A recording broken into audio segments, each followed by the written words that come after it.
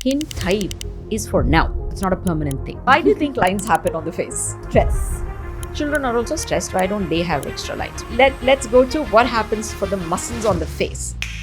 Botox wears off in around 3 to 4 months depending on the dose that's been given to you. If wrong muscle is injected into, your brow can just drop, your eye can just drop, smile can get ruined. I've had brides come back saying, you need to set your expectations right as to what can be fixed. If everything can be fixed, Jeff Bezos wouldn't be bald. Right? Superfood for skin is... Excess protein has become a problem for me. Simpler the protein, super for the skin. And simplest protein is... But many people come and ask me, but I'm drinking enough water, my skin is not hydrated. So just water is not enough for hydration. It's important. I have to tell you this. Excess water will only drain away your micronutrients and salts, which make the skin look more dehydrated. What's a good amount on average? Retinol is a gold standard for anti-aging. And everybody thinks if I apply retinol, I'll stay young forever. Firstly, that doesn't happen. If you have you're not for retinol. It's safe to use every single night. 3 most searched ingredients on the internet is vitamin C, niacinamide, hyaluronic acid. You may think in your mind that vitamin C is an antioxidant, so it's going to help me, but it may be counterproductive and make your skin even more sensitive. Every dry skin person seems to run to hyaluronic acid, which is totally a wrong thing to do. A lot of men think washing their hair leads to hair fall. It is such a big false statement. Wash your face 3 times a day, for men especially, because for men who have balding, which they see familial pattern of balding, happens because of... How does your gut health impact your skin, and how can you better tune it to give you better skin, or is that even possible? Possible. I'm telling you what not to eat. What is typically in that not to eat list? What's one technology or treatment actually worth investing in for real results? You'll be surprised, right? Yeah.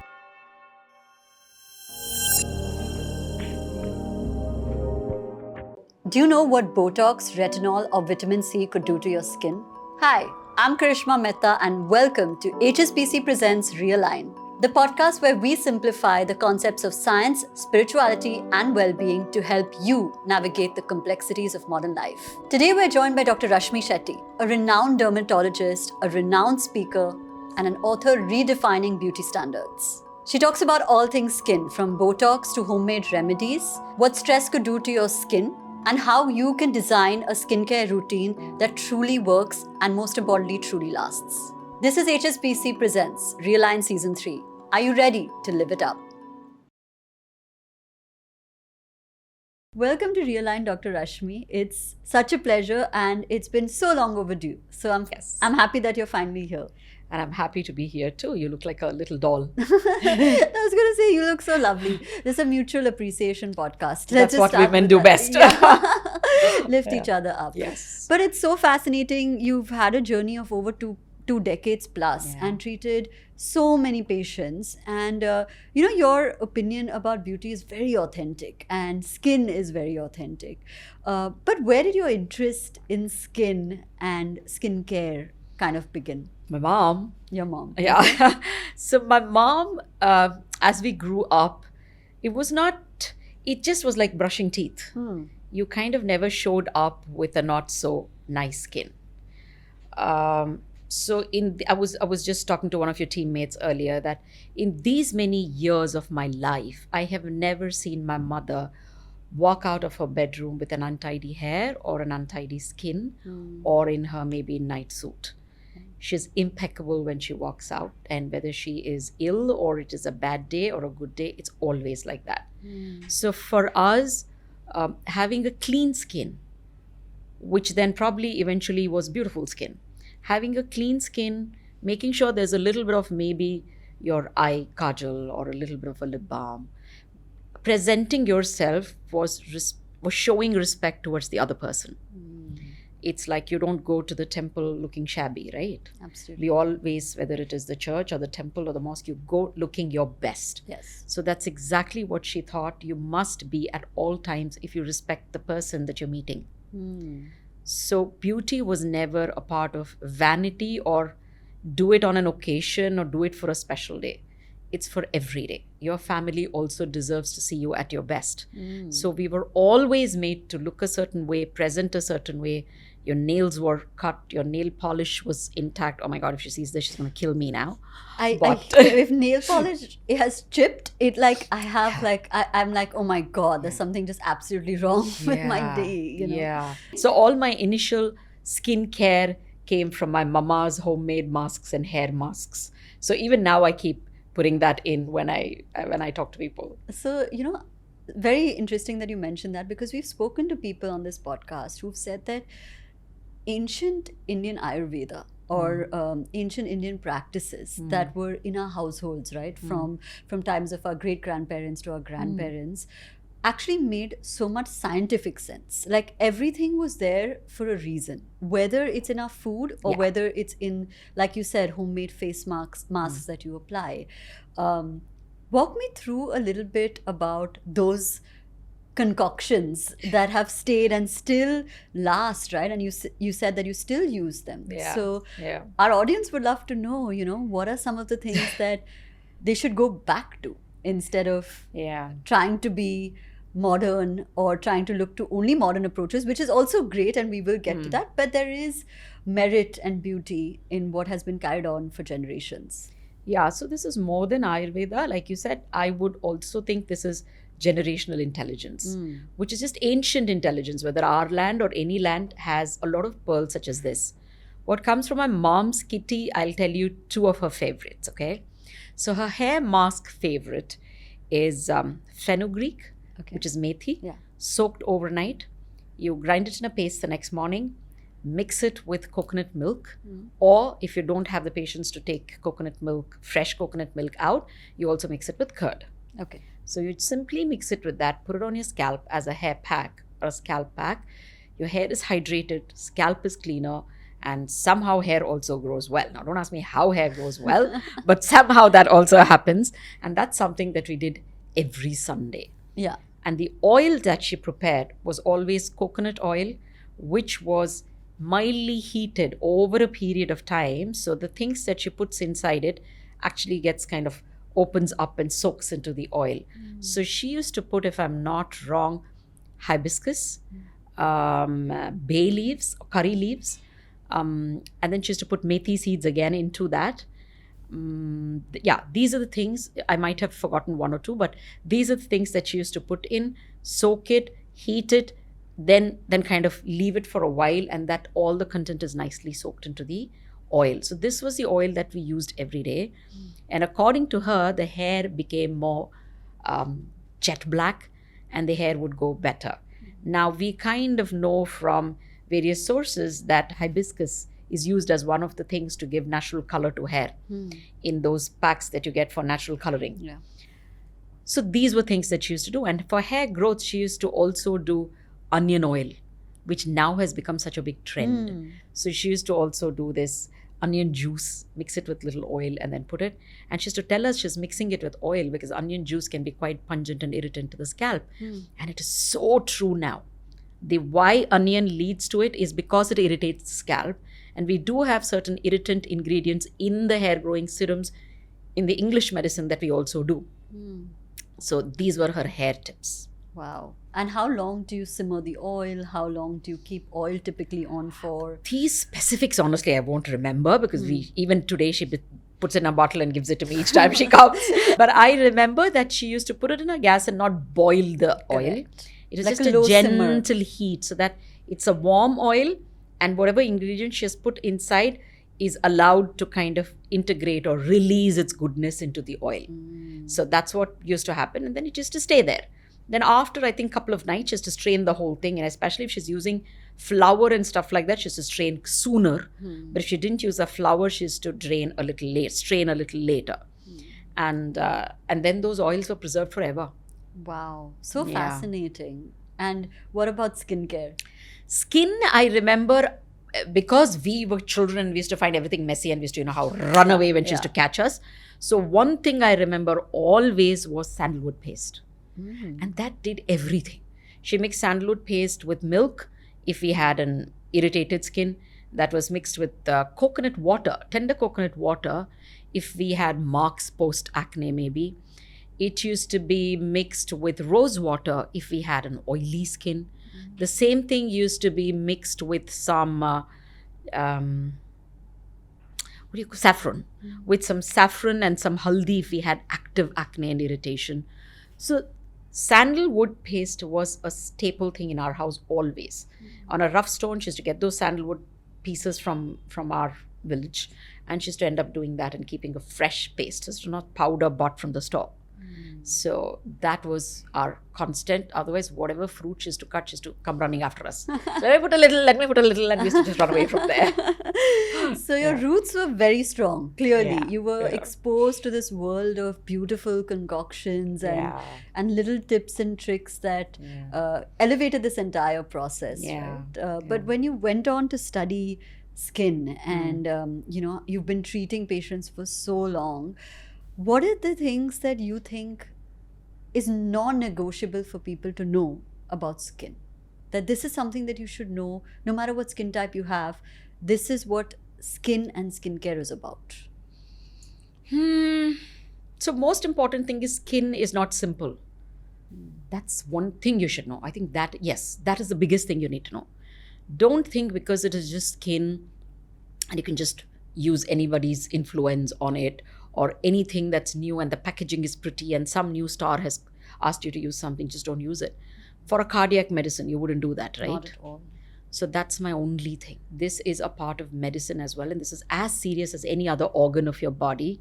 This is maybe most important because it wraps everything from the top. It's also a diagnostic tool for us where whatever is happening inside shows up on your skin and hair. So skin is highly reactive, highly evolving. Lot of turnover is happening, so it's highly rejuvenating itself. So it's a very dynamic organ. So you need to know you cannot take skin lightly at all. So that is the one thing, if I have to say, you need to know about skin. One, please treat it very seriously. It's not something very simple and just, lackadaisical. No, it is not.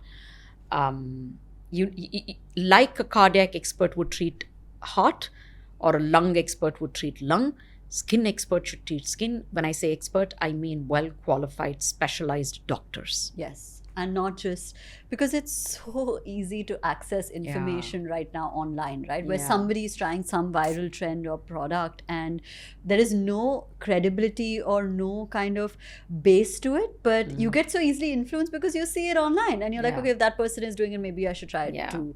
Why don't we explain to our audience the very basic of skin layering and then how to identify one skin type? How do you identify one skin type? I'll tell you a very easy thing. Either end of the day, you touch your skin, know what it is. Some areas are oily, some areas are dry. Is it looking red, irritated? Or in the beginning of the day, when you've just woken up, also see what your skin feels like. That's one way of understanding what your skin type may be. But if you want to be very meticulous at it, wash your face at night and don't put any skincare for that night. Don't put an air conditioner or room heater on. Keep your windows open, fans on, and just go to bed as is. So the ambient humidity, temperature, everything is at its normal self and you're not altering anything. Let the skin be. Morning you wake up, take a clean tissue and dab it on your face. You will kind of know if it is oily, if it is sticking somewhere, then that area is oily. If some places feel dry, it's dry. If some places are feeling red, it's red, it's sensitive. Or maybe all over you may be oily, all over you may be dry. So this is something that you can end up making out as a true self. Because in the first method that I told you, you could have applied a cream which is making you oily. Correct. Or your night care, you may be very sweaty. Maybe you forgot to switch on your AC. Otherwise you would. I don't know. This is the most natural way of figuring out what your skin type is. You basically remove the variables. Correct. Try and remove the variables and see, this is my skin type. Now, it's not that you identified skin type today and that's going to be remaining like that for the rest of your life. Forget the rest of your life. It may not even remain like that for the whole year. Because your ambient temperature, ambient humidity, where you live, you travel, your eating habits, all of these influence your skin type. Yeah. So that's a constantly dynamic changing thing. And as you grow older, also it shifts because of, again, the way your skin behaves, the aging process, the hormonal changes, all of this also influences your skin. So, skin type is for now. You discover your skin type, what it is, you figured it out. It's for you for today, for now, for this season, for this place. So, it's not a permanent thing. So, that's one. Now, when it comes to layering, a simple way of looking at it is if you have oily skin, if you're in an if the humidity is high in your ambience, less layer, better for you. If you're a dry skin, in general, aging skin or mature skin, in general, your lifestyle is so much inside an air conditioned environment such as this, or in a cool, dry place, multiple layering will help you better. It's like in the winter, you don't wear one thick coat. You do multiple layering for you to feel light yet well insulated. Yeah. So lighter multiple layers work better than one thick coat on your skin. So that's the way you layer it. What about the layers of the skin actually?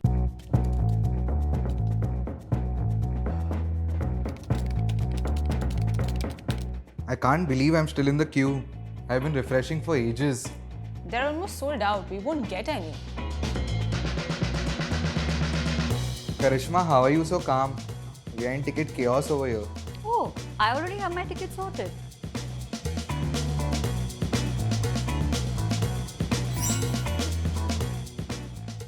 Living it up isn't just a goal, it's my way of life. And the HSBC Live Plus credit card helps me do just that. I mean, imagine getting early access to concerts, and every time I swipe, I earn unlimited cash back. But here's the thing, it's not just about the perks. It's about simplifying life, celebrating the small wins, and elevating every moment to its fullest potential. From a night out to everyday essentials, the Live Plus credit card makes every moment an experience. What about the layers of the skin actually? Like when we have the first, the upper layer. In general, I think you need to understand, for a layman, it's enough to know there is a dermis, and then there is an epidermis, and there is a subdermis, which is usually consisting of fat. The epidermis, which as the name suggests is the outermost layer, has a 4-layer thickness in it. When I say 4-layer, it is almost invisible 4 layers. The topmost is the one which is most exposed to sun, wind, dust, your skincare creams and all of that. And you will be interested to know that that layer is the most non-permeable layer. That's actually what protects us. So it sits there and it does not allow anything. It's a combination of protein, fat, and a little bit of water that it has locked back. So that actually is a great protecting layer for us, and it doesn't allow anything to come in. So that's your topmost layer. Then the inner layer is where you have your hair, your oil gland, your sweat gland, your blood vessels supplying the skin. All that is in the dermis. Below that is what gives cushion to the skin, which is your fat layer. And below the fat layer is your muscles. And below the muscles is the deeper fat, which gives you the structure to the face. Below the deeper fat is your bone, which gives the support to the whole structure.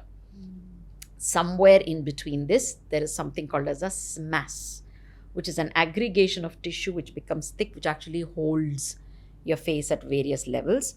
And then there is ligaments, which again is coming together of few tissues, which almost looks like white sheet, tight sheet, which holds certain places. So the face is demarcated into certain structures and skin is attached in certain places. I wouldn't say skin, the subcutaneous, underneath skin is attached to it. So you will see that from here to here, tissue doesn't move ahead much. It starts moving from here. So those are ligamental attachments. So this for you is the anatomy of skin and what's beneath. Very interesting. Therefore, when sometimes people come to me, especially let's say for a simple thing like dull skin, I can't, in some patients, just work on a skin and give them a brighter skin, because a dull skin can happen when you have a lot of shadows also. And the shadows happen because your Under the skin, fat has shifted or changed. Now, unless I address it, no matter how many creams and potions I give you for the skin's never going to look bright. That's superficial. You have to Yes. address it at a deeper level. Yes. Okay. So now that we're on this topic of elasticity and holding the skin together and tightness and firmness, let's talk about procedures and Botox especially, Oh my or God, fillers, yeah. or anything that's superficially injected into your body, on your skin. That is very controversial in society. People look down upon it. People also try to hide it a lot, right? Yeah, which is sad. And it's elective. One can do it if they wish to, and you absolutely don't have to if it doesn't sit right with you. But it is still a deep-rooted conversation for people more on the negative side. You have been a doctor in this space and you have conducted these procedures. Walk me through what are the pros, the cons, and how safe is it? How much of control do you exert? Just the entire picture, and we'll go deeper into that. So when you say injectables into the face or skin towards aesthetics, it may not necessarily be anti-aging. It could be for, let's say, acne scars. It could be for a dry skin, super dry skin. It could be for pigmentation. Any of the things that you see on the surface which changes can be addressed with injectables. By and large, if I have to divide, I can divide it into neuromodulators, which modulate the way the nerve conducts its response with the muscle. So this is Botox.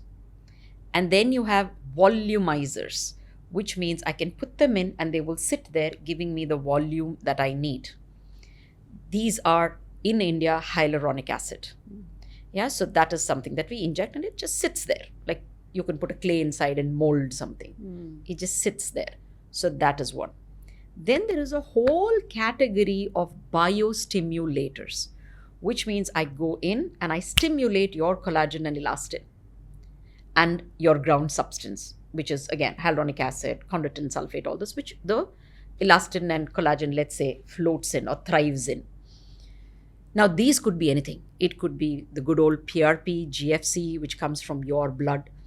It could be from stem cells of the fat, which can be taken out by a surgeon and then put back in. It could be things like hyaluronic acid, which is heat bound, like the Profilo. It could be PDRN, which is salmon sperm extract. It could be simply polynucleotides, which is just amino acid chains that are put inside.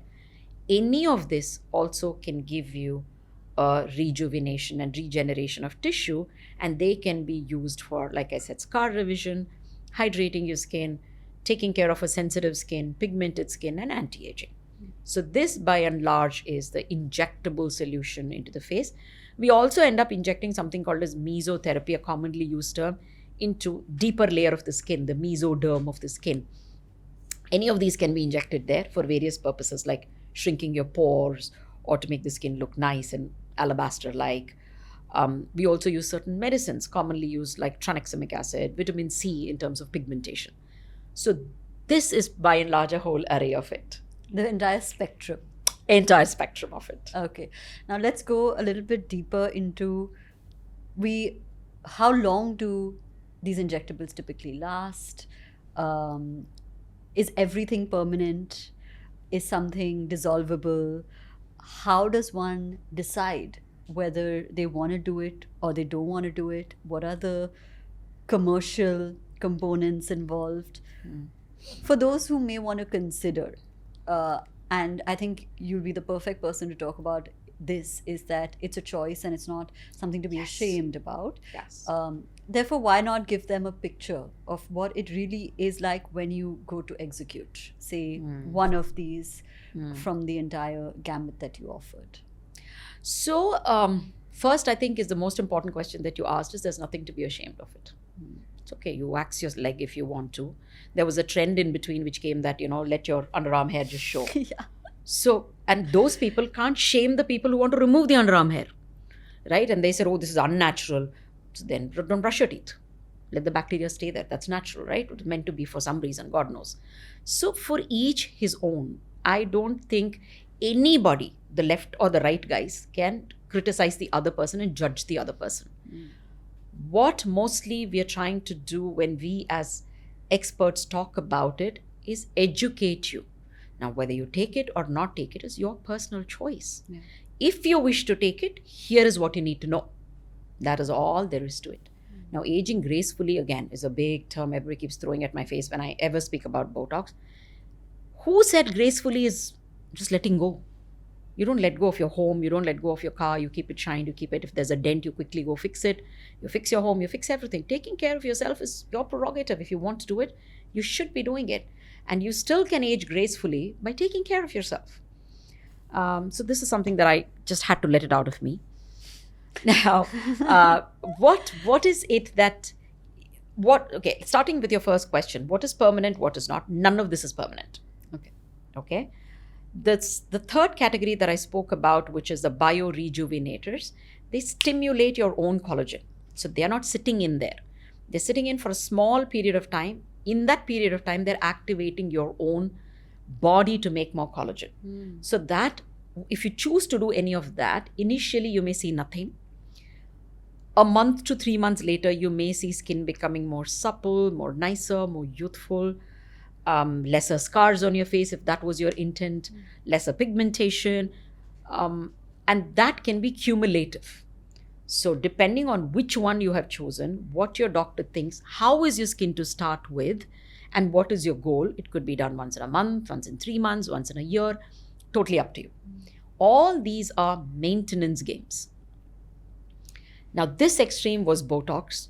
Now Botox is something where when you inject, it cuts away, it doesn't cut away, it reduces the number of receptors for something what we call as acetylcholine, a chemical released by the nerve to which the muscle responds. And then the muscle contracts. Can we simplify this? Or let me start the story differently. Yeah. Why do you think lines happen on the face? Okay, so the most common thing that is out there is stress. You get Huh. stress lines. Huh. You get like wrinkles because as you grow older, it's just something that's a normal offset of it. Children are also stressed. Why don't they have extra lines? Why only older people get lines? So stressed more. I don't know. Cumulative stress. Yeah, it compounds over years till you finally peak and you're like, oh my god, screw everything. Now the lines are showing. Yeah. No. So let's go to what happens for the muscles on the face as against the muscles in the arm. Muscles usually have a function everywhere, right? Yeah. They're there for a reason. Muscle of the arm, for example, your biceps, which everybody knows now because everybody works out. The name of biceps, everybody knows. So the biceps is here because when you flex the biceps, this is folded. Otherwise, you can't fold this part of the arm, right? You flex the biceps to fold it. So your muscle is attached to the bone here to be able to pull this fellow up.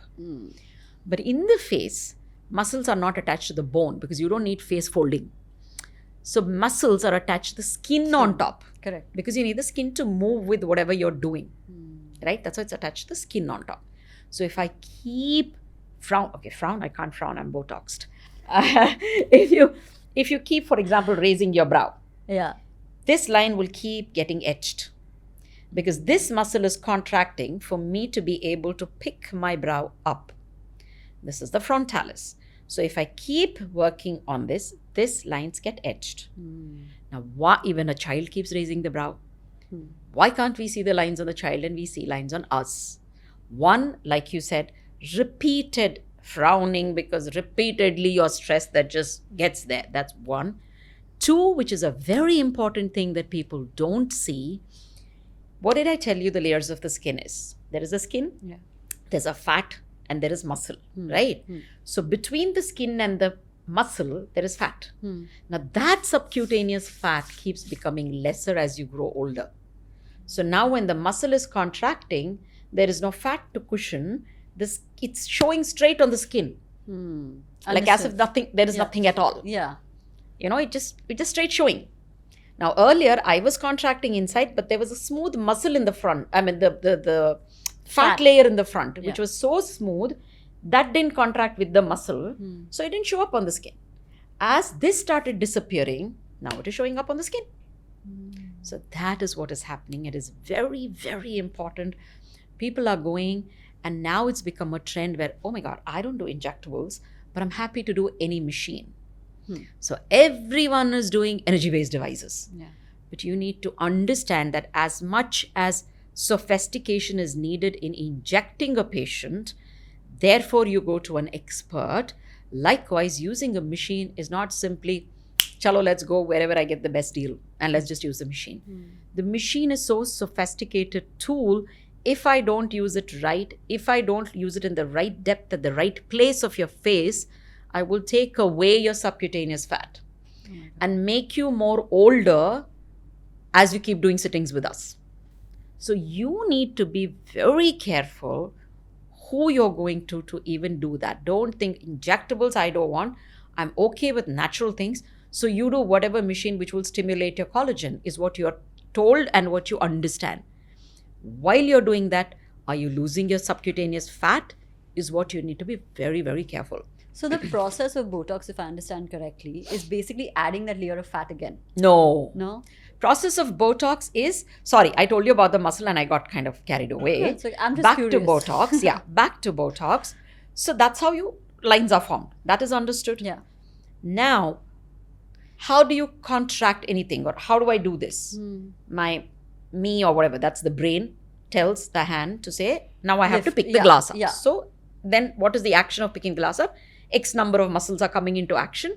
Brain knows it, carries down, nerve, spinal cord, through the nerve coming here, and it is working. How is it working? Nerve is not pinching into the muscle. Nerve is just touching somewhere around the muscle and releasing a liquid, which on top of the muscle, there are receptors like cups. The liquid goes into that receptor, and that's how the neuromuscular junction has these liquids. They're transmitters. They tell the muscle to bend or contract. That is how it is working. Now, what if I go and make those cups not respond to the liquid? They won't bend. That's all is what Botox is doing. Why does Botox wear off? Eventually, body is so beautifully designed that it regenerates new cups around. That's it. So Botox wears off in around 3 to 4 months, depending on the dose that's been given to you. So that is how it works. So as long as the dose is there, let's say 3 to 4 months, you're sending your muscle for a holiday. And because these muscles don't need to lift up, pick up, do anything, I am okay to send it for a holiday. You don't want to send your biceps to a holiday because then it's functional muscle. Correct. Even on the face, there are a few functional ones. So therefore, even Botox, as simple as it looks with your doctor, you're like, tuck, tuck, tuck, 1 second, it's done. If wrong muscle is injected into, your brow can just drop, your eye can just drop, and you can't open the lid of your eye. Oh my God. Smile can get ruined. I've had brides come back saying, oh, we just did baby Botox, they told me, and they did Baby it. Botox. Yeah, baby Botox, they told me they will do, and I just did it on my cheek so that my pores go away, and now I can't smile. And I'm telling you, it's very sad when that happens. And they have the big occasion coming in their life. Yeah. And you just have to wait and pray God, and it has to wear off. We can do some nerve stimulation, muscle stimulation, but nothing really works. You just literally handhold and say, please wear off. Oh my God. So therefore, please go to an expert where you know there is no oops moment. Repeatability is there. Your predictability is there. Yeah. 100% you're sure, okay, I'm going to be okay in 2 days. So that is why it's important to choose your provider right in this field. I don't think anybody has made me truly understand Botox except you. I think you should be a teacher. I was like, okay, now tell me this. So do people often ask you, make me look 10 years younger, 15 years younger? What are some of the typical things that people come to you for? I think so my practice is a little evolved practice because I get people who have either been elsewhere and have kind of not been happy, or they're aware and then they end up coming to me, or they are already well traveled, well aware, well read about the subject, and they come to me. So it's a very evolved audience where much earlier I used to have these questions of saying, make me 10 years younger. Right now, the question mostly is, how can I get better? That's amazing. That's a very good evolution. Good space. That's exactly why I said mine is an evolved practice, because it's beautiful space where people have understood what they can expect out of an aesthetic clinic or an aesthetic doctor. Correct. So how can I make my situation better? So usually in my first consultation, after, of course, my consultations are not just about if you come to me with an acne, I'm digging about everything, your lifestyle, to your gut, to your this, to your family, to everything. So I have a detailed understanding of the you, the whole you. And then I come to the problem. But along with it, I always tell them, this is fixable, this is not fixable. This is fixable to this extent, this is fixable to a full extent. So I always tell them, you need to set your expectations right as to what can be fixed. If everything can be fixed, Jeff Bezos wouldn't be bald. Right? So Queen of England would have died looking 16. So no, not happening. So everything, even with the science and the money and the best experts, cannot fix everything on earth. So therefore, you need to understand, get your expectations right, and then I tell them how much time it may take on an average. It may take 3 months, 6 months, 1 year, or this is an ongoing process. So I kind of tell them everything. There's no mystery. Correct. So everything is told to them in that first consultation. So they know what to expect. They know what the journey is going to be. Then either they stick on, or then I tell them don't even begin the journey, because it's a waste of money for you and time for me. So much is said about the correlation of food and skin, because a lot of people say that glowing skin starts from within. For me, a non-negotiable is having fresh organic ingredients. Yeah. And with my HSBC Live Plus credit card, I get 10% cash back on all my food spends and 1.5% unlimited cash back on everything else. But let's open up the conversation around superfoods, around healthy foods, around not so great foods. If you had to tell me 3 superfoods that are non-negotiable, what would they be? So skin itself is made of all 3 things: your fats, your protein, and the oils, which is the fats. So what you need in your food is by and large all of this. So simply having a ghee in the morning can be a superfood to your skin. If you don't like the smell of ghee, coconut oil is something which is good for the skin. Like 1 spoon. Yeah, so these are good oils. But if you are a home which has a lot of oil through the day, then please don't add that spoon. If you're a home where you're very on a restricted diet, calorie counted, fat counted kind of diet, maybe you're fat deficient and therefore the skin is not looking as youthful and plump as it should look. So then your superfood is fat. Yeah. And what is the best fat is this. Or you could say, I don't like oils, then have avocado in your morning. So look, your then God food or superfood is the fat. And in that, try and choose the best fat. So that is one thing. Or you pop a pill, which has maybe evening primrose oil, flaxseed oil, vitamin E. These are your, again, good oils to have. Which are these pills? Can I name a brand? Absolutely. So there is a thing called Primrose Plus, which is from Soul Skin, which is a brand that I have formulated. And that has all these 3 ingredients. And that for me is the best in terms of a great combination and the great proportion of 3, 6, and 9, which is best for your skin. So that is something that you can just pop. What is the proportion of 3, 6, and 9?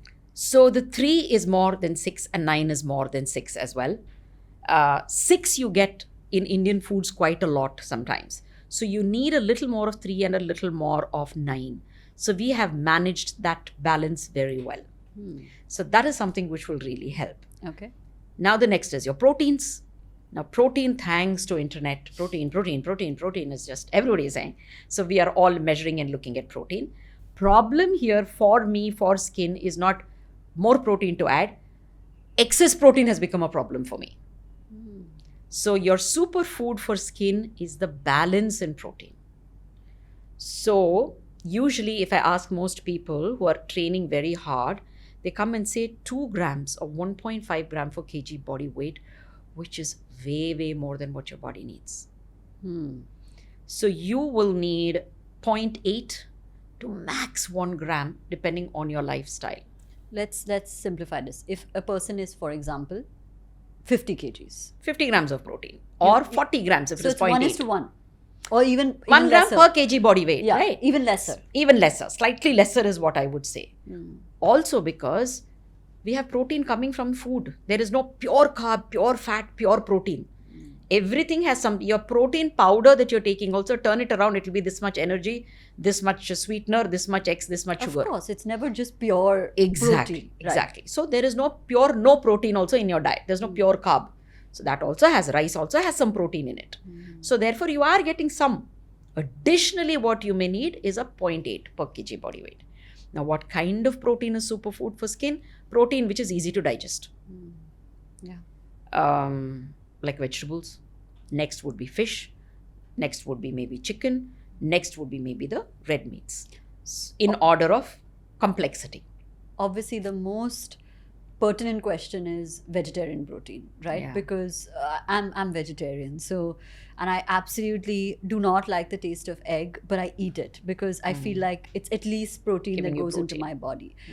It's a very complicated subject. So, what is your opinion on recommendations for vegetarian protein diet?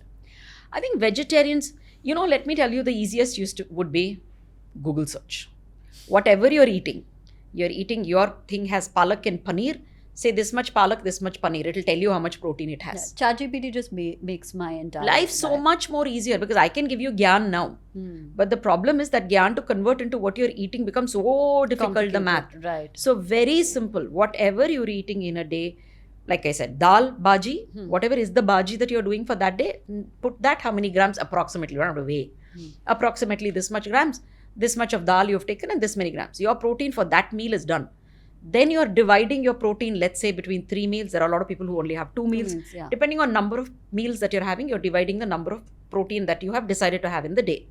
So in the morning, let's say in the lunch, you have written everything down and put it on ChatGPT or Google or wherever. And you have got, this is 18 grams. But your requirement probably for the day is 40 grams. Then there's 22 grams that you need to make through the day. Yeah.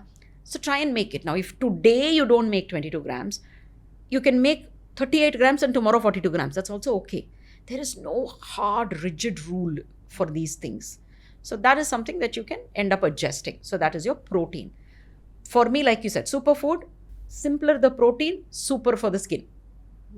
And simplest protein is vegan. Even your plant-based means, plant-based. If you say vegetarian protein, milk comes into it. Then whey comes into it, which is also inflammatory. Correct. So it's vegan or plant-based protein. There are a lot of new proteins. I'm not an expert, so I don't know. Somebody the other day said there's rice protein, which I thought was fantastic. Must be most easy on the gut. Correct. There's pumpkin seed protein, someone told me, which is again amazing, much easier on the gut. So look at what is easy on your gut. So that is the protein that the skin needs, which is literally the repairing, building, holding block of your face. So fat, protein, 2 components over. The third component of your skin, which makes your skin healthy and makes it glow, is water. Just hydration. Yeah, but many people come and ask me, but I'm drinking enough water, my skin is not hydrated. So just water is not enough for hydration. Fat is important. Protein is important to hold it so that the water is not lost. Fat and protein make that mesh which holds the water inside the skin. Have you heard of a term called transepidermal water loss? No. So that's another term which is a very term right now. Maybe you will hear it on the transepidermal water loss, TEWL. A lot of companies will put those things on the thing.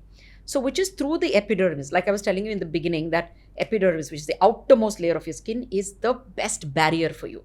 It doesn't even allow water to escape. But when the barrier starts to get damaged a little, it lets more water out.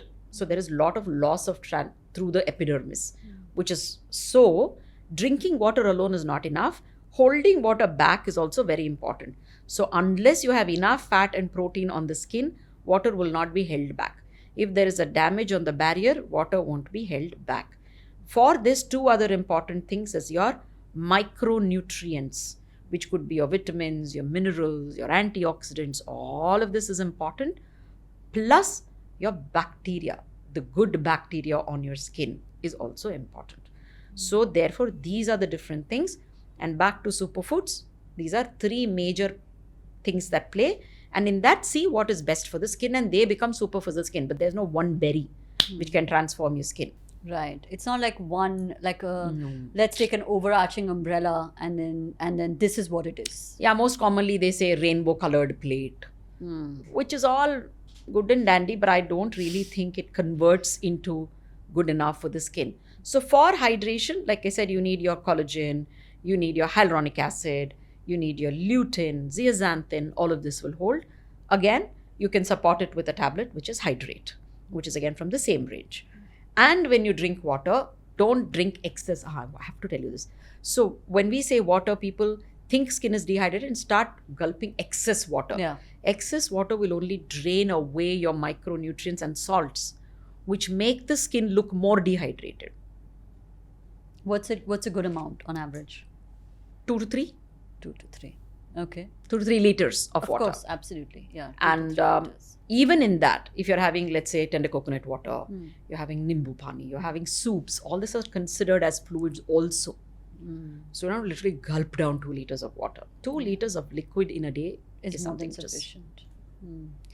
Let's talk about applications, right, on the skin, topical applications, which a lot of people consider food for the skin, but may not necessarily be true. And the one that's most popular is retinol. And there are all kinds of opinions on retinol, Yeah. whether it's very harsh on your skin, the side effects of retinol. What is your opinion? Retinol is a gold standard for anti-aging. Let's start from there. Maybe that is why it's become so popular. And everybody thinks if I apply retinol, I'll stay young forever. Firstly, that doesn't happen. What does retinol do? For a layman's term, it increases the cell turnover. When it increases the cell turnover, the top layer of the skin also sheds nice and fast, which otherwise, as you grow older, gets sluggish. So that really helps.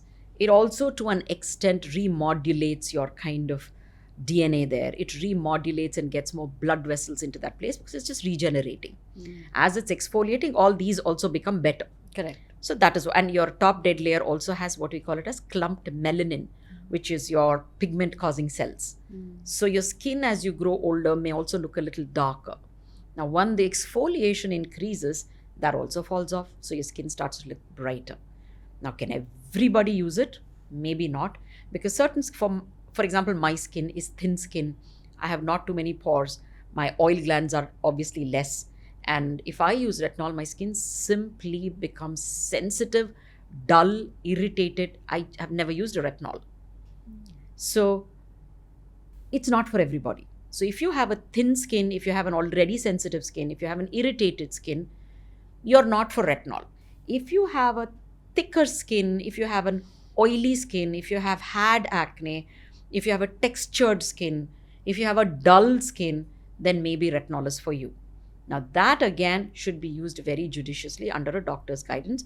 Various strengths and various forms of retinol is available. Various combination of retinols are available. Easiest for you to understand is talk to the doctor, get your retinol according to your skin type. Start with a short contact therapy, which means to say you only put whatever you want to test on your skin for an hour and always put it on this area. So this is not a very sun sensitized area. And this is an area, God forbid, you have a little redness or irritation, kind of still can be protected from sun and hidden till it recovers. And it also aesthetically will not look bad. It's not right in the face. So put it here and then for an hour and see how it is. If you think, wow, it hasn't irritated me and it's okay for me, then gradually build it up. The next day, put it for 3 hours and the next one, put it overnight. Again, still in the same patch. And see how the skin has behaved. Only then you end up extending it to your full face. Is it safe to use every single night? If your skin takes it well, why not? A lot of my patients love it. It keeps their acne at bay, oily skin at bay, dullness at bay, open pore kind of skin at bay. So if you are that kind of skin and if that does good to you, please use it every night. But beware that it has to be at night so that there is no sun exposure. If you're using harsh lights inside your room or if your computer is open into your face, then wait for all of that to be switched off, shut off, and then use the retinol. And then the next morning, make sure, even if your skin is still oily, even if it hasn't sensitized your skin, apply a sunscreen. Okay, yeah. What about vitamin C or, even niacinamide, which is very spoken about recently? Yeah. What about these two formulations? Again, I work with a lot of MNCs in terms of formulation and scientific associations. So one of the biggest MNCs in India, that little bunch of kids, brand managers were telling me 3 most search ingredients on the internet is vitamin C, niacinamide, hyaluronic acid. I'm like surprised, and that's what is bought most. Yeah. Vitamin C is like retinol. It's like a double-edged sword. It can either do good to your skin or bad to your skin. When I can used vitamin C, it was like almost, it was irritating me. Yeah. So I immediately stopped. I don't know why. And most people say vitamin C is like it's like a product of the God. gods. Yeah. No. This Okay. also can sensitize. In the end, it's an acid. It's ascorbic acid. So it can also irritate the skin. It can also stimulate acne. Likewise, sorry, I forgot to tell you, even retinol can stimulate your acne. It can cause that initial purging. And if the exfoliated skin is not wiped away properly from the skin, that can occlude your pores and cause acne. So that's for the retinol bit. So the vitamin C is also like retinol. It's a double-edged sword. Can be very sensitizing for some people. So if you, again, have a dry skin, irritated skin, lot of sun in your life, so the skin is already sensitized, you may think in your mind that vitamin C is an antioxidant, so it's going to help me, but it may be counterproductive and make your skin even more sensitive. So again, vitamin C has to be only for some people, not for all people. And that some people is people with maybe pigmentation, scars, maybe acne marks, who have an oilier skin or a normal skin or a fully healthy barrier. Then yes, but not otherwise. Okay. And hyaluronic acid? So hyaluronic acid, that is. So hyaluronic acid is thought of as, oh my God, it'll hydrate my skin. And every dry skin person seems to run to hyaluronic acid, Yeah. which is totally a wrong thing to do. Again, it is hyaluronic acid. There's an acid. So you put it on a broken skin. When I say broken skin, the barrier is damaged because you're choosing hyaluronic acid thinking it's going to hydrate you, which means to say your skin is already damaged. Your skin is irritated. Why does your skin feel irritated? Because there is cuts or micro cuts on your skin. It's aberrated. And if that is so, it is very large chance that even your skin helping or skin friendly bacteria is also not in a good space. Now, in such a compromised state, you go and put acid on your face, it is going to burn and irritate you and not soothe and hydrate you like the way you're thinking. So again, hyaluronic acid cannot be a blanket hydrating substance. No, it can't. Having said that, it's a great ingredient. But maybe for skin which is already barrier repaired, well barrier. So let's go down to that question, right? How do you repair that barrier and then build up your health and your quality of skin? So 2 things in the barrier. One we explained in detail in earlier questions, Correct. the skin itself, Yeah. which is the protein in the skin, the oil in the skin, and the water in the skin. 3 things intact, barrier intact. So nothing is damaged and broken. External aggressors can irritate the skin, such as wind, pollution, sun, you scrubbing, you using wrong products. Otherwise, the skin, let's say, is good with these 3 ingredients being good. Now, the one most important ingredient is the skin microbiome, like the gut microbiome. So if there is dysbiosis here, like in the gut, this also becomes leaky skin, like the leaky gut. So when leaky skin happens, it is leaking water and then it is damaged. So whatever you end up putting into it will further, if you put aggressive things onto it, will further cause dysbiosis, further kill the good bacteria and make it worse. So these are the 2 things you should repair. One easiest thing to do is stop all the actives right now. If that's how your skin is feeling, stop all the actives. Yeah. Start back with simple things like maybe, this is not a product promoting again, maybe a Nivea Soft or a product, Pond's Cold Cream. Just start with something basic with no ingredients, with simply butters and oils in them, which will soothe the barrier, soothe the skin, or simply coconut oil. So I was attached to Parachute for a long while as a scientific person. So I've seen the research and understood that coconut oil has great properties of bacteriostatic and fungistatic, which means it can stop the bacteria and fungus overgrow, which is the wrong ones. It also heals the barrier. That's the only oil which is linear chained and short chained. So it can actually enter the skin and heal and hydrate. So simply apna gar ka coconut oil. You don't look in your kitchen. Yeah. Let's just say that. You absolutely don't look in That's your kitchen. it. Yeah. That's it. So that can repair. Once the skin repairs, then you can simply step into a little more nourishing, luxurious moisturizer, let's say.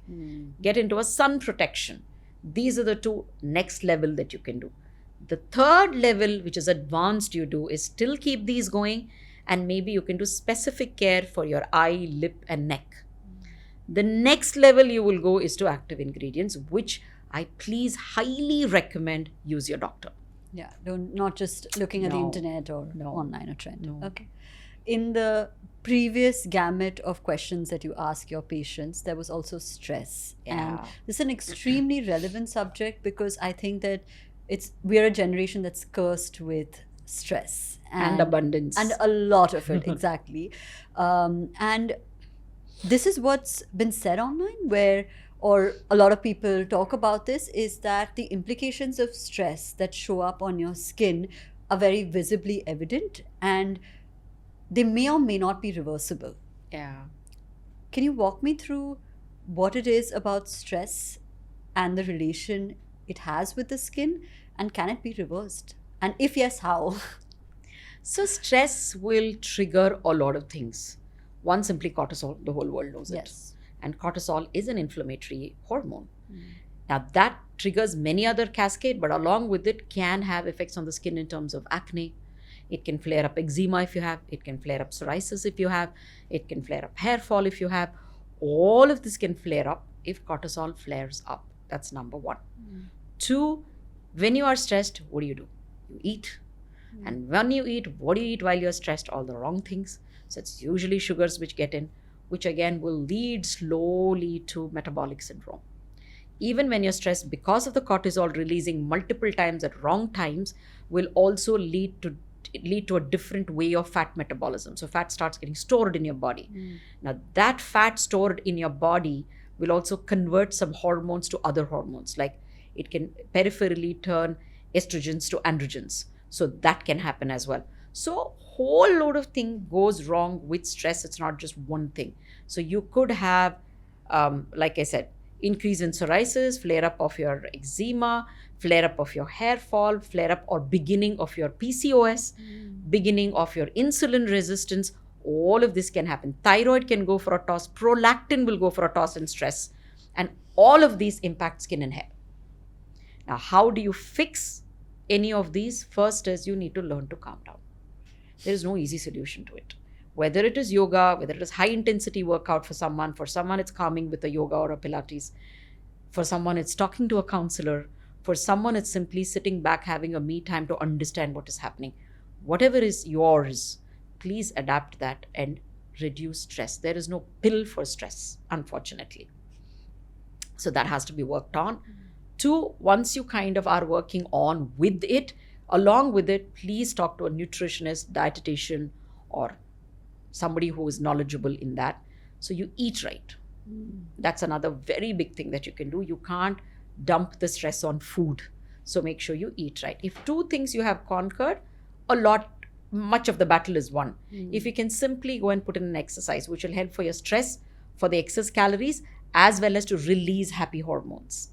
So get exercise into your life. So these are a few things that you end up doing. Go to a dermatologist and they will start fixing you from the outside. But still, until you conquer stress, no matter what I do from the top, it's not going to help much. What are markers that your skin is indicating a high level of stress? Acne, flare up of any of your latent diseases, redness, itchiness, allergy simply happening for no reason, hives happening for no reason, hair fall for no reason.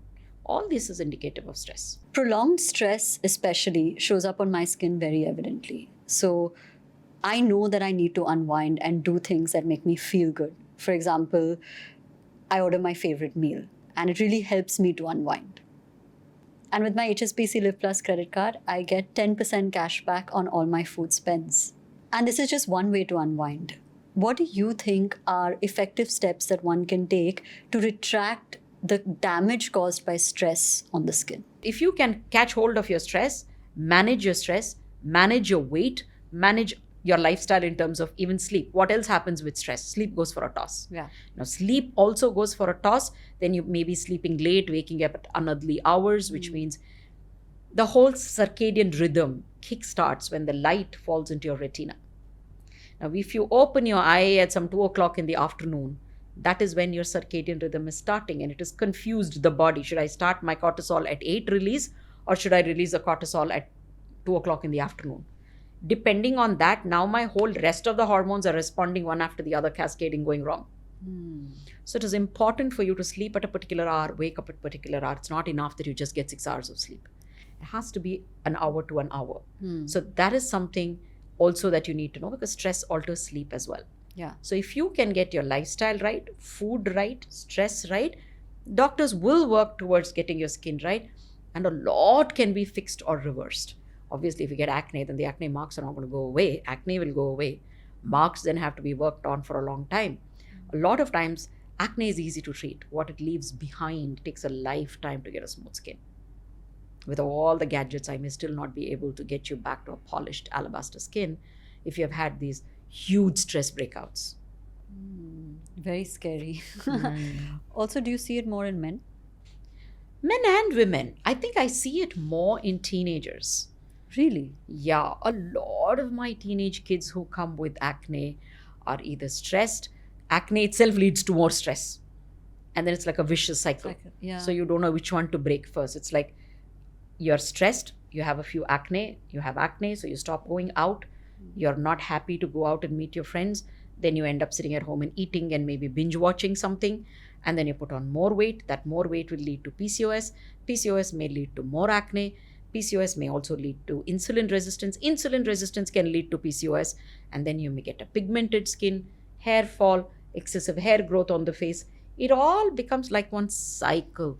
So it's the teenagers that I see which are under tremendous stress, like you said, of looks, thanks to or no thanks to the stupid internet. They all want to look a certain way. When they're 13, they want to look like a 30-year-old actress or model who's figured it out in life and whose hormones are not at the level their hormones are. So the skin is looking different. And obviously the rest of the things like lighting, makeup, of course, there's clean like up, 100 different factors. She's looking that way. But at 13, if you want to look like that, you're obviously going to be under stress. So on the subject of this, right, men and skincare is a very recent phenomenon. Yeah. Where, there is more and more being spoken about this from the lens of a necessity. It's not a feminine process Not or a at all feminine anymore. routine. No. So what has your experience been with that, and what would you recommend as a starter pack for the men who are watching this from a skincare perspective? The reels that I do on men care is the one that I get max hit on. Really? Oh, yes. So I'm glad we're talking about that. yeah. So it's a very pertinent topic. So earlier in my practice, I remember the only man who walked in was somebody's brother, somebody's son, somebody's husband, who that lady has forced him to come. But now they're just coming on their own. Okay. And so my practice from maybe 20% men have now become 50% men. Wow. Yeah, because we do a lot of hair practice as well. So it's 50% men. Earlier, hair was the chief concern. Right now, it's skin and hair both. So I'm very glad that that's happening. So what is the basic starter pack is hygiene. A lot of men think washing their hair leads to hair fall. It is such a big false statement. So clean hair or clean scalp is less inflammatory. Therefore, you actually lose less hair if you clean your hair, clean your scalp. So scalp will have, for example, not to gross you out, but it'll have sweat. It'll have all the sebum, which is your own fat. And because there is fat, there is a stearic acid in the sebum, which dandruff will feed on, which is the yeast. So then there'll be dandruff. Then they would have put gel and this and that to hold the hair. So then there'll be product. So with all this sitting on the scalp, they're thinking, I don't want to wash my hair because the hair will fall. No. So wash your hair really regularly. Shampoo the scalp. It's all right to shampoo every day. And that, in fact, will lead to a cleaner scalp, cleaner skin, and better hair. This is for men and women both. For both. But why am I stressing men? Because Women do take care of it. It's men who don't. Very surprisingly, they have this much hair. They still don't wash it, and we wash all this and dry it and style it again. Yeah. But washing hair, first thing, starter pack. 2, wash your face. Wash your face 3 times a day. For men especially. For women, it's okay to wash 2 times a day. But for men, I'd say 3 at least, because men's skin innately, because of the testosterons, is thicker, more oil, more transepidermal water loss, and therefore requires more washing. So just wash off what is sitting on the skin. And because it's more oily, more dust seems to stick on it. So wash it away. So 3 times washing. And wash your scalp is your starter step 1 kit. Now, if you want to evolve to step 2, introduce a very light moisturizer for the night with maybe some antioxidants, maybe a vitamin C, maybe a Q10, maybe an idibinone, any of these. Just use maybe a licorice. So use these ingredients, a light serum or a flowy moisturizing milk kind of thing, and just apply it in the night. That heals the skin, repairs the barrier from all the wind and the dust in the day, repairs the barrier and soothes the skin. So that's something that you can do. If you want to graduate a step further, use a sunscreen in the morning. You get beautiful sunscreens these days, which are not oily, which don't leave a white cast, which are not sticky. So you could end up using that. So that sunscreen, various types are available. If you don't want to use a creamy one, there are sticks, which is apply and run away. Yeah. There is powder, which you can just do this and just run away. So these things are your next graduation. The third would be then address your skin issues with a doctor. It's like, let's really dumb it down and then grow from there. Yeah, and please help yourselves. It's nice to see a man with good skin. Yeah. Yeah. And what about for the hair, right? Like I was asking you earlier, there's a myth that men are more stressed. Therefore, they face more hair fall. Traditionally, the balding that you hear about. Has it been balanced, in your opinion, of men and women coming to you for hair loss, which could be a result of stress or whatever it is? Yeah.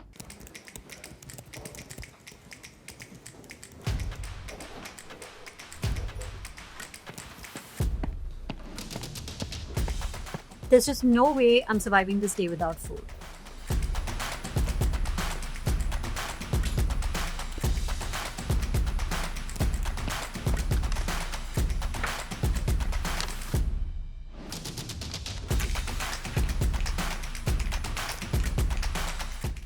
A busy day calls for good food. And my HSBC Live Plus credit card makes it even better, because I get 10% cash back on every food order. See, stress, I think, in today's day and age, come on. We are on top of our game. Absolutely. So there is no man and a woman. We are all heading things. We are top of our game. Stress is equal for us. Yeah. You're running an institution. I'm running something. Stress is extremely equal. Maybe we handle it better. So they take it on much. So stress can definitely cause hair fall. The other big basket which causes hair fall is nutrition. So it is your iron, your zinc, your magnesium, your calcium, your copper, all this, all the B's can all cause, deficiency of all this can cause hair loss. Now that is something that can happen to men or to women. Now the third thing is hormone. That happens differently to men and women. Yeah. So for men who have balding, which they see familial pattern of balding, happens because of a hormone called DHT, which is dihydrotestosterone. Now this one comes from testosterone, converts into dihydrotestosterone, which is the active version of it, by an enzyme called 5-alpha reductase. So in some families, the response to this DHT is a lot more on the scalp. So therefore, they end up seeing hair fall, and therefore it is a familial pattern. Right. So that happens to men. But in women also, they can have similar pattern. Some women, if you see in the family, have this part hair gone like a man. So that is also because of the same hormone, which can happen after menopause when our female hormones kind of go down. Expression of the male hormone becomes more. So you could see it then. For females, it could happen at any time with PCOS, when there is more male hormone than female hormones. Call it as androgenic phase of that. That can cause hair fall and therefore male patterned hair growth on the face. That time it can happen. or thyroid deficiency, both in men and women, or excessive thyroid, both in men and women, can cause hair fall. So these are a few hormones which cause hair fall. Estrogen deficiency in women can cause really a lot of hair fall when you menopause. Or some people who are on HRT, when they are on estrogen, hair is beautiful. The minute they stop HRT, suddenly it plummets down and there is no estrogen in the body, and that causes severe hair loss. Also happens with women who are going through egg freezing. Because they are supported with hormones to have the best hormones in the body. Suddenly that is withdrawn and there is hair fall. So all of this, or if you're on an oral contraceptive, that is meter dose of hormone given to you to keep it at one level, that again causes hair fall if you stop it. So all of these hormone fluctuations can cause hair fall. Is it possible to regain that volume of hair? Not really. You can't get back all that you have lost, but we could get back some. So then the man's hair fall, which gets very scary because it happens at a younger age and it happens drastically. So that's when men get really conscious. I've had 18-year-olds with male pattern hair loss, which is happening so much earlier than the previous generation, which could be attributed to wrong food, maybe hormone-led chicken, I don't know, maybe wrong food, stress, environment, everything right now, where hair fall starts a lot earlier before. So that's when, yes, we do treatments. There are various ways of treating them. And it is possible to recover some portion of the hair loss. Of course. The third thing you mentioned is gut health. Again, a very popular topic on all forums across is how to maintain gut health. We've done a dedicated episode on gut health, which was a couple of hours. How does your gut health impact your skin, and how can you better tune it to give you better skin, or is that even possible? Possible. See, gut, like I'm sure since you did a whole episode, is, I would say, mother of all. If gut is happy, everything is happy. So it's very, very important that this, what you put, is what's giving you the fire to grow, to glow for everything. How do you make out your gut is happy? Is if you're not belching, struggling, bloating, you're moving your bowels at the right time, not at the right time in the day, it doesn't feel nice and smooth. This is when you know gut is not happy. And what does it tell on the skin? Again, flare-up of eczema maybe, flare-up of your psoriasis maybe, flare-up of your hair fall, acne, any kind of allergies can happen on the face, body, anywhere. So this is the way you know that gut is playing up. So it's important for you to fix the gut as well. And there is definitely a gut-skin axis. There is a lot of neuronal axis which goes in there. There's a lot of chemical things that helps in terms of passing and communicating between gut and skin. So definitely related. First thing I tell all my acne patients or my eczema patients is to clean your gut. We literally send them a diet sheet where I tell them, I'm not telling you what to eat, I'm telling you what not to eat. What is typically in that not to eat list? Not to eat list, first blanket. Maybe not for everyone it is dairy, but if they're coming it in a flared state, I'd rather take away everything and then slowly introduce one by one. So I take away dairy in general. When I say dairy, I don't take off everything. If I think in my history, I know that they've had milk all their life and they're still having the same milk, then maybe I won't take away everything, but I take away milk and processed cheese. I allow them ghee, yogurt, buttermilk, all of this I do allow. But processed cheese and milk I take away, which are two things inflammatory. One is inflammatory, which is your processed cheese can be a lot inflammatory. The other can be difficult to digest. It's a complex protein and fat. So I take that away. So that makes it easy on the gut. Then I take away every seed, because that again can be inflammatory, and every nut. Really? If the allergies usually are towards nuts commonly and seeds. So I take them away. Initially, like I said, so this is my blanket if they come with a very inflamed state. Then we introduce one by one slowly. So all the nightshade vegetables also I take away, which is dark, like aubergine, things like that, which are dark purplish and nightshade vegetable from the top and with seeds inside. So I take them away again.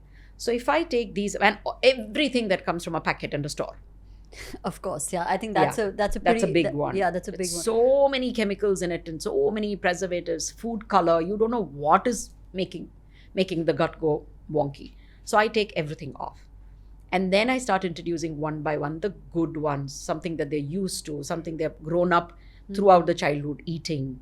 Then it is fine. So you end up introducing one by one back. So this is how I work with the gut for skin. Very interesting, because I think that sometimes you're wondering which way to go and you don't understand. It's also things that you've been eating for a very long time thinking it's absolutely normal, like milk. Yeah. Like we especially are told since our childhood, right, that you have to have milk. Calcium, kidhar se aayega? Yeah, exactly. Yeah. So not very, I don't know, reliable in that sense. Which is okay. To me, we are the only species which have milk beyond our mother's milk. So there's a food for a certain age, for a certain reason, in a certain format. Beyond that, you don't have to extend it. Correct. Post that, there are other foods which will give you what milk can give you in probably a lesser way. And maybe if there was milk in the purest form, it would still be okay now. How many of us can see what the cow is eating? Or what it is injected with? How long is it been milked? Yeah. And how is that milk reaching me from how far is the farm? Correct. Is there anything put into it to preserve it well? We don't know all of this. So for me, what is unknown, leave it out of your diet. Yeah. You have transparency, that will really help you. This may be digressing a little, but I want to tell you that I've started cooking for the last 10 days. Okay. Because it's Bombay problem. My cook didn't show up and I had to cook. So I ended up cooking, and I haven't cooked all my life. Okay. So mama on the phone and I'm trying to cook, okay? But I'm seeing I am so much happier in terms of my gut, my mind and skin in the last few days. Why? Because now I'm washing my own vegetable. If I see in the fridge a vegetable is not up to my mark, I don't use it. I'm not just taking it and dumping it on the gas. So if it is a little I feel is old or is kind of dying, I'm not using that vegetable. It's fresh. I'm cleaning it. So I'm cleaning it thoroughly well. I'm chopping it. That's my obsession. I chop it exactly alike. So it's all cooking well in the correct format.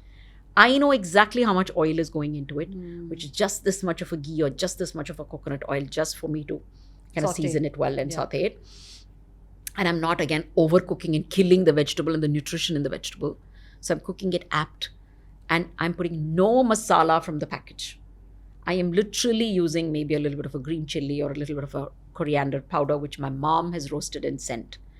So it's clean as it can get, and plus it's still flavorful. Wow. So it's made a huge difference. And I really think we should get back to our old ways, where no matter how many help we had, mom cooked. So I think self-cooking is... I mean, I can't even imagine an Indian household without the packaged masalas, right? Like you get those in that round box which has different flavors, and I don't even think it's possible. But very interesting that you said my mom literally gets the whole masalas, roasts them, powders them, and gives it to me in small quantities, and I'm just using that, and I can see such a big difference. Abhay Deol said this on our podcast. Yeah, in this series itself, he said that I started making my own masalas at home because even that is processed. Yeah. So that is a layer that he kind of added, and it was very, very interesting. Okay. We move on to our next segment. It's called Invest in You. Yes. Okay. So to truly live it up, investing in yourself is essential, from nourishing your body to managing your finances. In fact, when I use my HSBC Live Plus credit card, I get 1.5% unlimited cash back on every swipe. So I'm going to ask you some questions about truly investing in yourself. Yes. One free of cost habit you would invest in to improve your lifestyle. Sleep well. Yeah, I think almost everybody who sat on that seat has said sleep. Yeah. Sleep well. It's the cheapest thing to do. Yeah.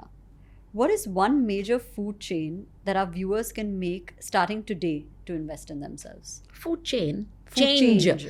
Food change. Cook yourself. Yeah, you just mentioned. Yeah, cook yourself. Yeah. What's one technology or treatment actually worth investing in for real results? Fillers. You'll be surprised, right? Yeah. I'm telling you, you guys are all seeing fillers only when they're done wrong. Yeah, you know when you see a bloated face Yes, or a face that that's is like why you're thinking, oh my disproportionate. God, fillers. Yeah. But if there is something which is value for money and gives you a fabulous result and good for you in the long run, it is fillers. Just choose the right doctor. I'm one of the highest users of fillers in the country. I teach globally. You will still not make out one face that I have injected where you will say, oh, that is filled.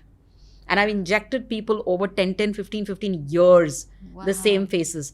But they will only look subtly more beautiful, more enhanced, never overfilled. So obviously, if I'm telling you I'm the highest user, not to just brag, but to say I'm buying so much, right? I'm injecting it somewhere. Yeah. I am injecting it. And you will not see a thing of how I have done to a face. That's amazing. So that is the one bang for buck treatment. Okay. What are the top 3 products truly worth investing in for long-term skin health? One product, moisturizer. 3 products. Moisturizer, sunscreen, face wash. Yeah, so basic. Anything to look for in these 3 categories? You don't look for anything. Let your doctor look for it. Okay. Or if you have to look for yourself, the easiest thing is to identify a skin type the way we described earlier. Identify your skin type, and today it's been made so easy for you to buy skincare. You just go and see for oily skin, for example. Face wash for oily skin, moisturizer for oily skin, sunscreen for oily skin. Finished. That's done. Yeah. And also please go with companies which are well researched, science backed, and have stood the test of time. Yeah. I think it's very basic, very simple, but quite forgotten because there are so many things, so many options to choose from. Continuing from that, I have a question. You see these trends and you see these celebrity endorsements or products, and they tend to influence people, of course, because Very you sad. see the use, and also you see the skin, right? And you see the skin, obviously not realizing that there's a lot of light, hair, makeup, production that goes into that photo or that video. What is the one thing you feel people should absolutely not use or not partake in as a trend? I have to tell you this. So the other day I was driving down the Sea Link. I won't give you more clue than this. Okay. There is one of the big movie stars and a big company ad, for pigmentation, cream for pigmentation. Half the face has a lot of pigmentation, the other half doesn't. So ad for pigmentation cream. We all know that actress has flawless skin. And you're saying, from where did this side come? The flaw Where did was the never pigment- there. where did the Exactly. pigment- Where is it coming from? It isn't there ever. I can't even go back to a 16-year-old picture and see the pigment. There isn't. Yeah. She's a young actress with beautiful skin. So that is the kind of ads which are out there. So no, trends not happening. So if you're looking at a trend where somebody is saying, I'm using, there was one trend which I thought was so stupid and hilarious. Flaxseed paste or flaxseed jelly, you put it on the face and that replaces Botox. I'm like, yeah, what? Yeah. So such a trend. So really, really stay away from any trend for that matter. I also say skincare is not like fashion. You can't say today red and short dress is nice, so I'm going to put it on. Tomorrow it's not, I'll take it out and chuck it, right? Skincare is not like that. Once you put it on your face as a trend, for example, because it was a trend, it leaves its mark. It damages your skin. And by the time you realize, oh my God, this trend was not right, it's damaged your skin. And it is not easy to recover from that. Yeah. So no trends at all. No trends. At all. So, when you say flaxseed paste and that's something that you find in your kitchen, what are some things that you actually find in your kitchen that you can use? For example, is aloe vera one of them? It is. Aloe vera is beautiful. But again, there are, I think if I'm not wrong, some botanists there correct me, 400 species of aloe vera. So which one? Where do you go? Exactly. In that, there are only X number, very tiny number of them, which has skin benefit. Yeah. And even in that, when you pull out that aloe vera, you open that up. It's a stem, right? What we open up. You open up the stem, we scrape that, and then by the time you do that, you put it somewhere. Most of us in India, we're privileged. You ask a help to do it. Yeah. So they do it, they've kept it there. You've come at some point of time and you've applied it. The goodness of it only stays after you take it out for maybe 4 minutes. Oh my God. So what are you applying on the skin? Yeah, nothing. Some jelly, nothing. Yeah. So therefore, as much as home care sounds nice and natural, you may not get necessarily what you're thinking. Correct. But will it harm you? Maybe not. I and my daughter, we are both allergic to aloe vera. Oh my God. Can you imagine? Yeah. So like that, a lot of things might irritate your skin. So not necessary just because you've plucked it out or it's in the kitchen that it won't irritate your skin. And that it's fresh and good for you. Yeah, no. So it's both ways. But what can you easily use? Maybe honey, but maybe you could be allergic to that again. Warning. Yeah. So it could be honey, nice and hydrating. It's a hydrant. Malai, which is the cream of the milk. Yeah. Again, very hydrating and nice. Simply a spritz, how do you say it? Spritz. Spritz of rose water, Yeah. which again gives you instant freshness maybe. Yeah. That is nice. Coconut water, which can be frozen in cubes. So when you come from a tired, red, irritated skin, you could just take one of those cubes, put it in a muslin cloth and just put it on your face till it all melts. So it just kind of calms and soothes your skin. You could put any fruit juice into it and make a cube and do the same thing. Just gives you a little bit of awakening of the skin. Like I said, sandalwood paste, Yeah. the great one. Yeah, that's And then simply Fuller's Earth, which is Multani Mitti. Yeah. That's another wonderful thing at home to just keep and just use it at whatever time if you have an oily skin. absolutely. So these are a few things you can simply pull out from the kitchen and use it. If you're okay with messy things, then every fruit. Really? Every fruit? Every fruit has something or the other in it, right? So you can just put it. If not, nothing, it just hydrates you. Correct. So any fruit you can end up putting as a pack and just sit down for some time. So that's something that you can do. You can use a gauze and then put it. So it's easy to wrap it up and then throw it. Yeah. So that's something that you can do. Potato is nice for you to use. Again, rich in vitamin A. So just scrape some potato and then just put it there. Cucumber is cooling. Anything. You can literally put anything. From your kitchen. Yeah. Okay, amazing. It brings us to the end of the episode. I've had such a great time and I'm definitely booking my session with you. So we'll Oh, chat sweet. offline about that. But, you. Yeah. you know, from a holistic lens, we spoke so much about, say, gut health. You spoke Yeah. about lifestyle, about stress. All of these nuances that are often lost in us wanting better skin or better hair. But it's often a holistic process. It's not an isolated topical application or even a procedure, right? What holistic advice would you give to our viewers who are watching to start this journey of wellness, not in a singular way, but in an overarching way? Because skin is but a byproduct of a healthy you. It's a mirror to your inside. I often say it's a diagnostic tool for your inside. So if you want to address the skin, you need to address you first. When I say you, it's not just your gut, it's your mind. Yeah. Because if you're stressed, if you don't sleep well, if you're not happy, it shows on the skin. If your gut is not happy, it shows on your skin. If your liver, ovaries, uterus is not happy, it shows on the skin. So you need to be overall happy.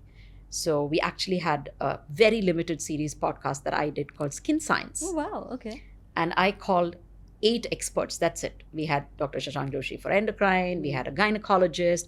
We had a yoga expert. We had an Ayurveda expert. Because people expect they come to a dermatologist and skin is healed. I wanted to tell them from each expert's mouth that how important every other internal organ is towards skin. And I thought coming from a dermatologist's table will make it more understanding. And the experts I chose were really the best in field. So we brought them all together to just have 8. That's it. I'm done. So we have a gyan for you to understand skin is not that simple.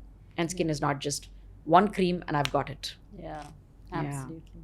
Thank you so much, Dr. Rashmi. It was an absolute pleasure. And I don't think I've been this engaged in a conversation. Oh, sweet. Thank so you for much. making that happen. And we look forward to a part 2 with you. Oh, lovely. Yeah. Yes, fantastic. Thank you. Thank you. Thank you so much. As always, I hope Realign added value to your life. And if it did, please like, share, and subscribe. Every time you do that, it helps our channel grow.